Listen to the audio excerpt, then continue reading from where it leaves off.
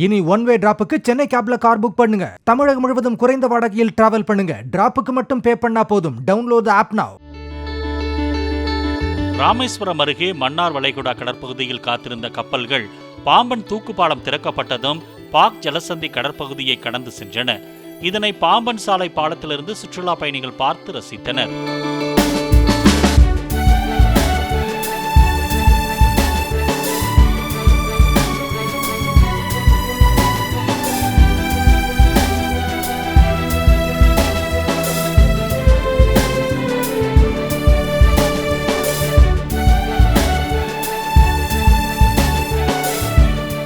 இனி one way டிராப்புக்கு Chennai கேப்ல car book பண்ணுங்க. தமிழகம் முழுவதும் குறைந்த வாடகையில் டிராவல் பண்ணுங்க. டிராப்புக்கு மட்டும் பே பண்ணா போதும். டவுன்லோட் தி ஆப் நவ.